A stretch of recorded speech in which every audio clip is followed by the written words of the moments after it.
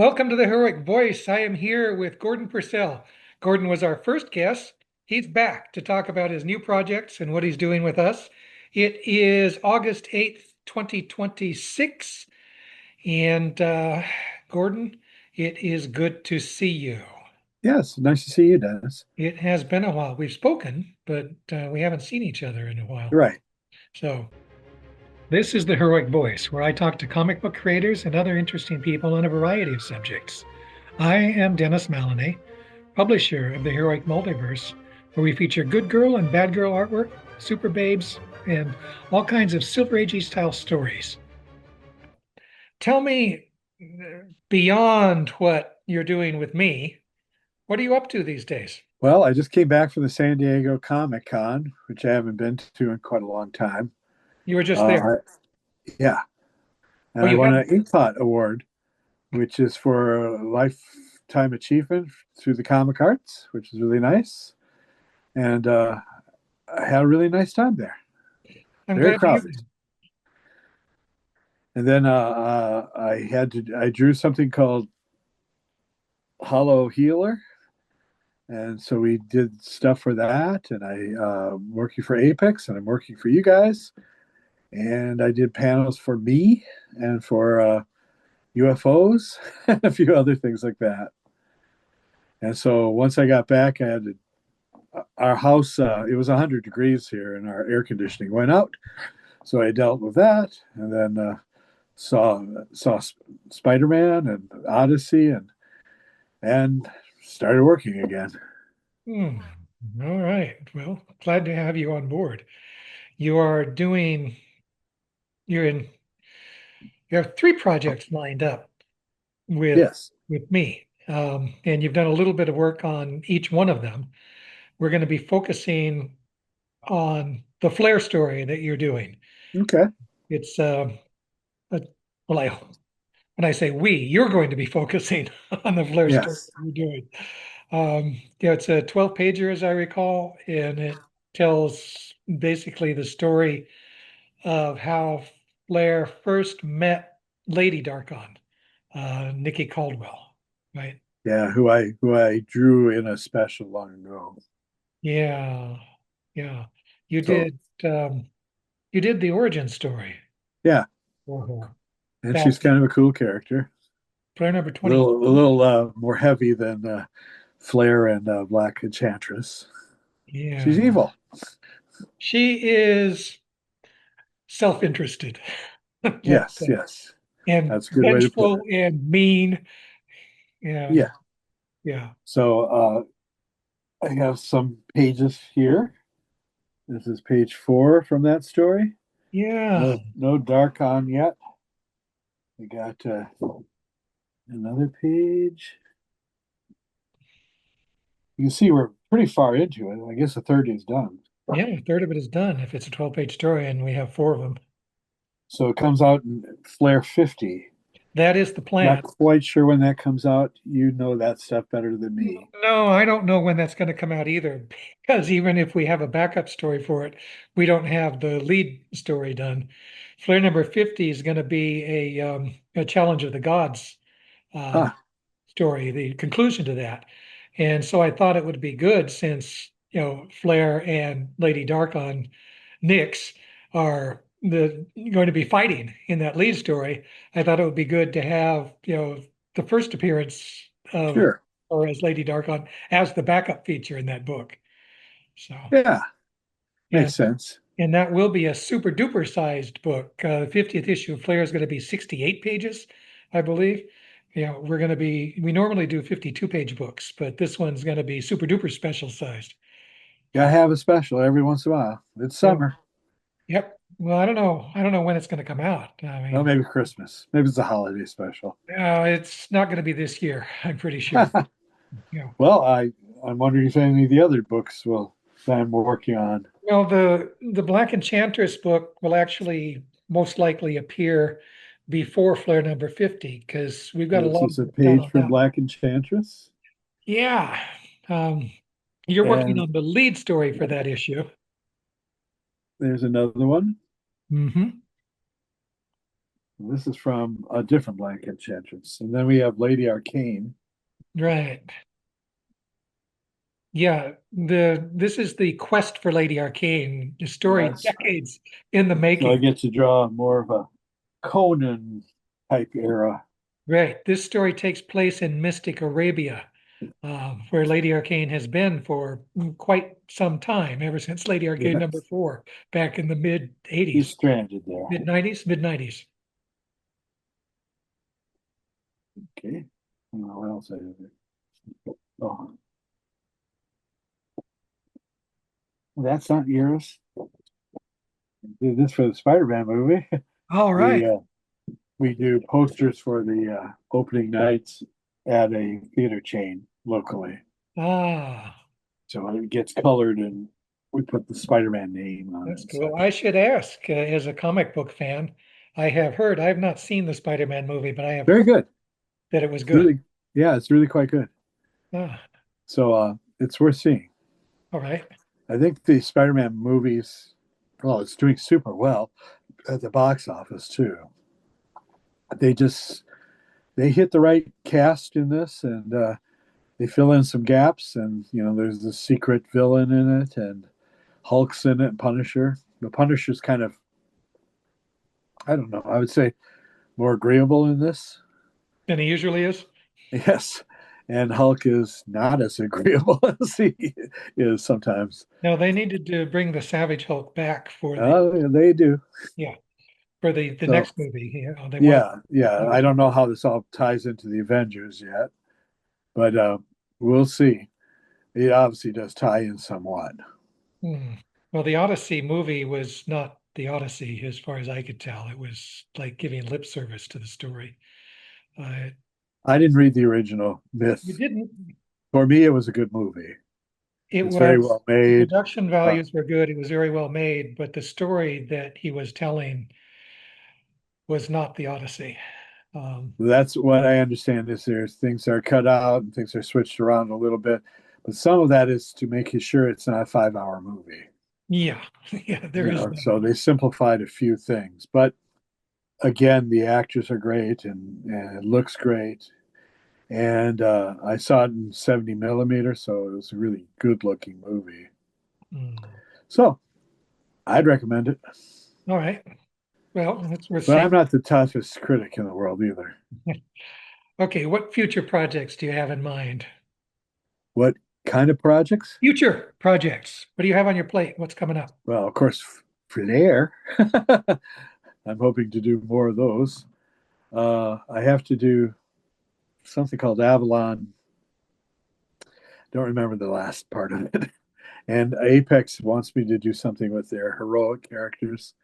So I'll probably do that too, somewhere along the line. Um, I'm of a certain age, so I don't work quite as much as I did. My wife passed away, so I have to take care of our autistic son. Uh, So that takes some time each day. Um, but I'm just keep putting along, but you're whatever. open to additional work, as I understand it, Yes, you said we can double our output for Flare, so I will be starting to do that right? next. And I should say that if there's any other comic book publisher out there who sees this, who needs a talented Oh, artist with a clean and crisp style, Gordon and is Inkpot, open. Yeah, Gordon is open to additional work. sure. I always, I think I've enjoyed pretty much everything I've done. So yeah, I'm pretty stoked to keep working. All right. For those of you out there who did not see our first interview with Gordon, which, as I said, was the very first thing we did for the Heroic Voice, could I impose on you to, tell people a little bit about how you got into the comic book industry and maybe after that, give a little advice on people looking for entry points? Sure. I got in the 80s, late 80s. I have degrees from the University of Minnesota in theater arts and studio arts. And there's my son and the dog. Um, and the theater arts actually helped a lot more because you have to take a script break it down like a director does. I have to do the costumes, the sets, casting, and just move the actors around to tell things in the right order for the balloons. And so I found that very helpful. I went there. I did a Marvel tryout contest, and I was a runner up for that to Mark Bagley, who's Ah, well known. good company. Hang on a second. Okay, and uh, from there I started doing other. I got into a new talent program from DC too, and from there was a bonus book program, and I drew a story for a Flash comic, and then started working between DC and then switched to Marvel, and then Dark Horse, Image, Tops, IDW, all the different companies. I've done work for most of them. What am I most known for? I've drawn a lot of the different crews of Star Trek, X-Files, Stargate Atlantis, Justice League, Avengers, Silver Sable, Flare. Yay. There's a lot. Lost in Space, Godzilla. I've done a lot of different things for different people.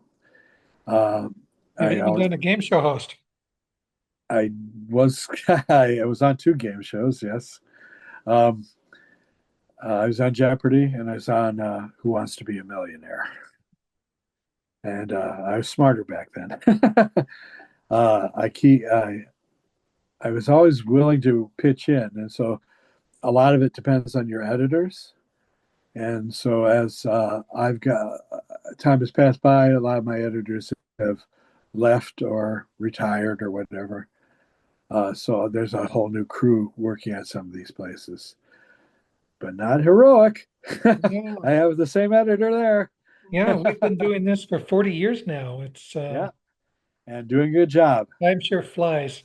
Yes, writes most of the stories that I could tell, at least.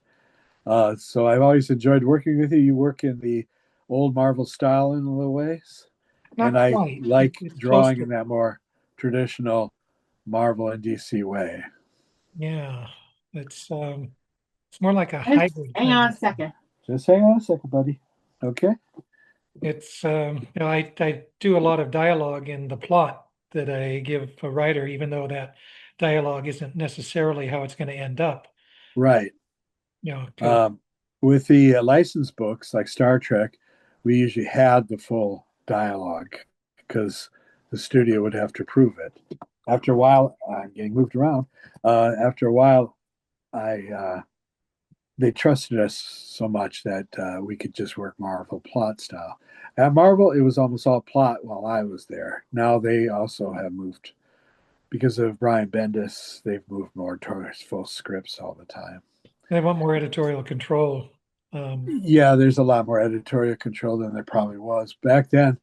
I was there when they had a boom in comics, Mhm. and so they had to put out a lot of books. So my guess is they were a little looser about some things. Yeah, Uh, that's true. It but I was, didn't really take advantage of doing anything wrong. I just kept plugging in.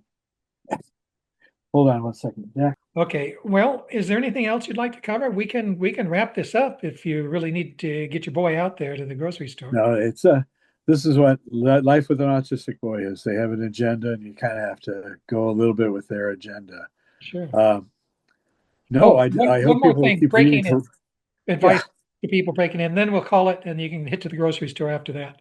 Okay, breaking in. Well, again, there were new talent programs, and there still are sometimes. I know DC had one recently. Just sit there, buddy. And you can bring your portfolio to comic conventions if there's editors or artists there. That helps a lot. My first job, I brought it to a local convention here, and the artist had me come in and do layouts for a comic book for him that he was behind on. It's good to be flexible.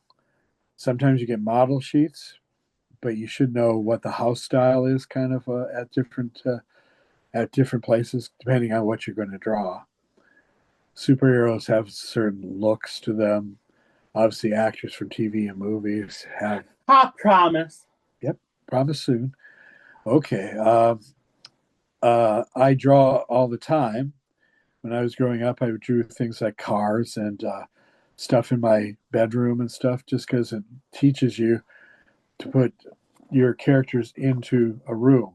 Too many people come to me with just pictures of big robots fighting or whatever, because that's interesting, but you kind of have to have the building they're fighting in or whatever else you want to do. Um, it's important to have, if you go to a convention, show your stuff, to have continuity pages. That is, telling a story from panel to panel. So you need to have 3 to 8 panels probably on a page. Typical thing would be, let's say, Peter Parker and Mary Jane are at a market, and Doc Ock bursts through the wall, and so he has to switch to Spider-Man and fight Doc Ock. It's a very simple story. You use Superman and Lois Lane or somebody else, but you need something like that that tells a story.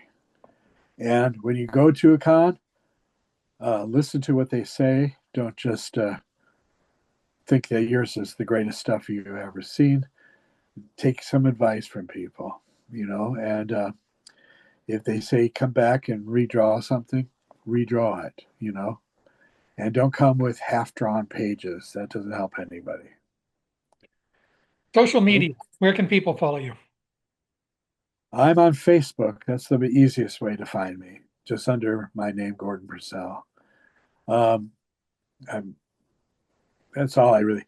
I'm on some other things, but I don't really check. Facebook, I check every day. 3 more minutes in it. Yep, 3 more minutes. Okay. All right. You got your countdown.